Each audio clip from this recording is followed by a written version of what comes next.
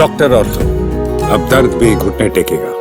नेताओं के आपसी रिश्तों में कई बार एक छोटी सी तस्वीर या महज कुछ सेकंड की बॉडी लैंग्वेज भी वो सब बयां कर देती है जिसे बड़ी बड़ी कूटनीतिक फाइलें छिपाने की कोशिश करती है। फ्रांस में आयोजित G7 शिखर सम्मेलन में कुछ ऐसा ही नजारा देखने को मिला। लगभग 16 महीने के लंबे अंतराल के बाद जब भारत के प्रधानमंत्री नरेंद्र मोदी और अमेरिकी राष्ट्रपति डोनाल्ड ट्रंप एक बार फिर आमने सामने आए तो पूरी दुनिया की नजरें इस मुलाकात पर टिकी रही।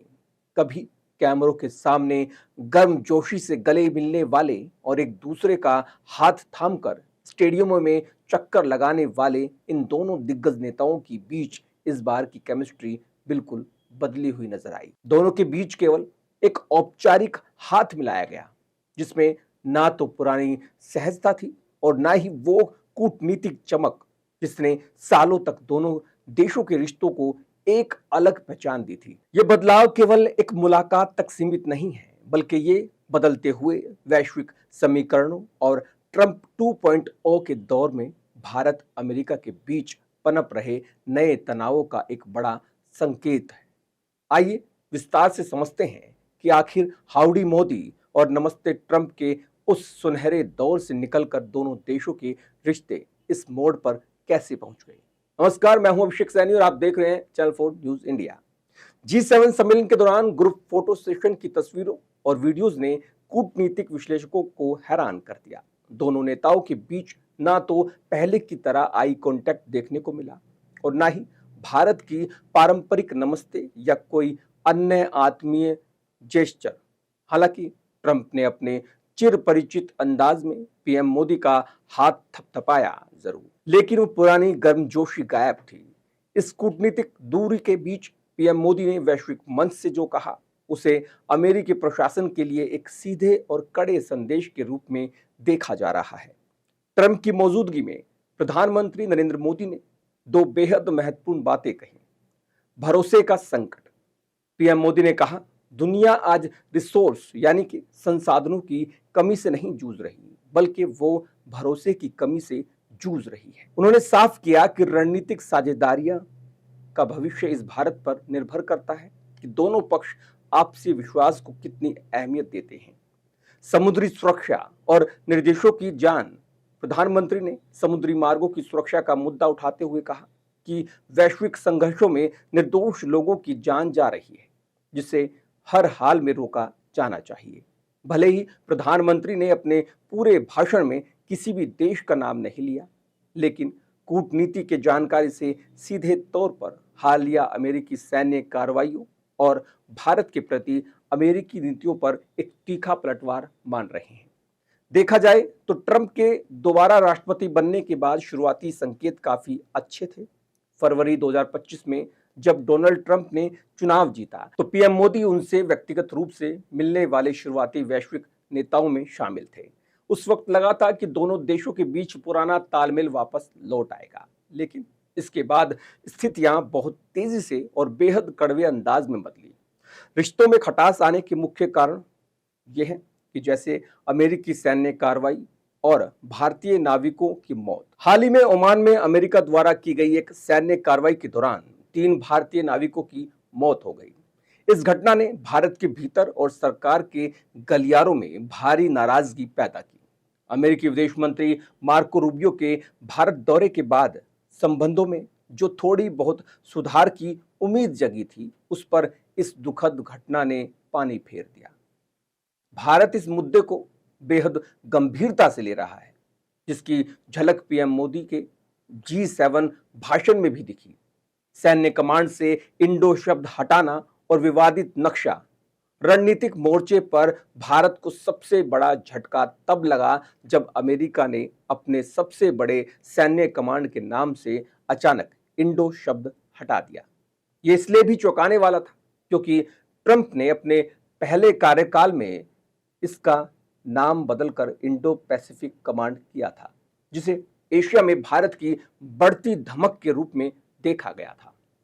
इसके साथ ही अमेरिका द्वारा एक ऐसा नक्शा जारी किया गया जिसमें पाकिस्तान अधिकृत कश्मीर यानी कि पीओके को पाकिस्तान का हिस्सा दिखाया गया था। इसने दिल्ली की चिंताओं और अविश्वास को चरम पर पहुंचा दिया।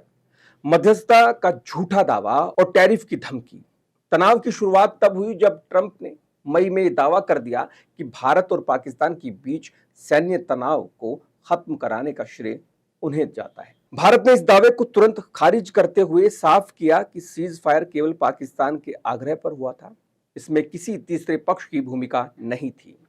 इसके बाद दोनों पक्षों के बीच नोबेल शांति पुरस्कार से जुड़े बयानों को लेकर भी अप्रत्यक्ष टकराव देखा गया। आर्थिक मोर्चे पर ट्रेड वार और कड़वी टिप्पणियां डोनाल्ड ट्रंप की और अमेरिका फर्स्ट नीति के सबसे ज्यादा असर दोनों देशों के व्यापारिक रिश्तों पर पड़ा है। ट्रंप प्रशासन ने यूक्रेन युद्ध के बावजूद रूस से रियायती दरों पर तेल खरीदने के भारत के फैसले की खुलकर आलोचना की। इसके बाद दोनों देशों के बीच आर्थिक तनाव इस कदर बढ़ा कि प्रारंभिक कड़ा रुख ट्रंप प्रशासन ने भारत पर कुल टैरिफ यानी कि आयात शुल्क की दरें बढ़ाकर 50% तक कर दी। विवादित बयान ट्रंप ने सोशल मीडिया पर भारत को डेड इकोनॉमी यानी कि मृत अर्थव्यवस्था कहते हुए एक ऐसी पोस्ट साझा की जिसमें दिल्ली को हेल होल यानी कि नरक बताया गया था। भारत ने इस पर कड़ी आपत्ति जताई। फरवरी में दोनों देशों के बीच बातचीत के बाद टैरिफ को घटाकर 18% किया गया, लेकिन एक व्यापक और अंतिम ट्रेड डील अभी भी अधर में लटकी है। इमिग्रेशन नीतियां। अमेरिका की नई और सख्त इमिग्रेशन यानी कि अप्रवासन नीतियों के कारण वहां रह रहे भारतीय छात्रों और आईटी पेशेवरों के सामने अनिश्चितता का संकट खड़ा हो गया।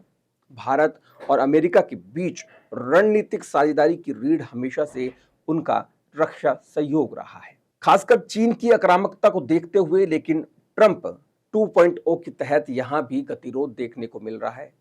इसका सबसे बड़ा उदाहरण अमेरिकी कंपनी जीई यानी कि जनरल इलेक्ट्रिक द्वारा भारत के स्वदेशी लड़ाकू विमान तेजस MK-1A के लिए इंजन आपूर्ति की जा रही। भारत अपनी सैन्य आत्मनिर्भरता के लिए इस प्रोजेक्ट को बेहद महत्वपूर्ण मानता है, लेकिन अमेरिकी कंपनी की तरफ से लगातार हो रही देरी ने भारत के रणनीतिक हलकों में ये सवाल खड़ा कर दिया कि क्या अमेरिका पर रक्षा जरूरतों के लिए पूरी तरह भरोसा किया जा सकता है। इन तमाम मतभेदों, कड़वे बयानों और रणनीतिक झटकों के बावजूद दोनों देशों ने बातचीत के दरवाजे पूरी तरह बंद नहीं। ये भारत की कूटनीतिक परिपक्वता ही है कि प्रधानमंत्री नरेंद्र मोदी ने ट्रंप की तीखी या आक्रामक टिप्पणियों का भी कभी सार्वजनिक रूप से उसी लहजे में जवाब नहीं दिया।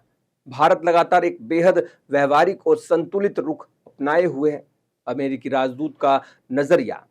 इसी साल भारत में अमेरिकी राजदूत के रूप में कार्यभार संभालने वाले सर्जियो गो ने एक बेहद परिपक्व बयान दिया था कि सच्चे दोस्त आपस में असहमत हो सकते हैं, लेकिन वे बैठकर अपने मतभेदों को दूर कर लेते हैं।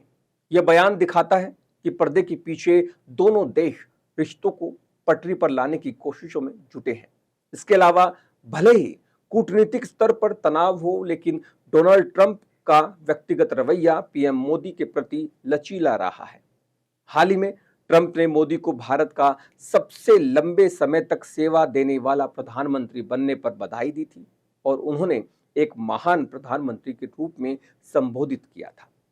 G7 समिट में जो कड़वाहट या दूरी दिखाई दी, वो इस बात का साफ संकेत है कि भारत अब अमेरिका की हर नीति के आगे झुकने को तैयार नहीं है, चाहे वो भारतीय नाविकों की सुरक्षा का मामला हो या देश की संप्रभुता जैसे नक्शे का विवाद। भारत ने वैश्विक मंच से अपना स्टैंड साफ कर दिया है।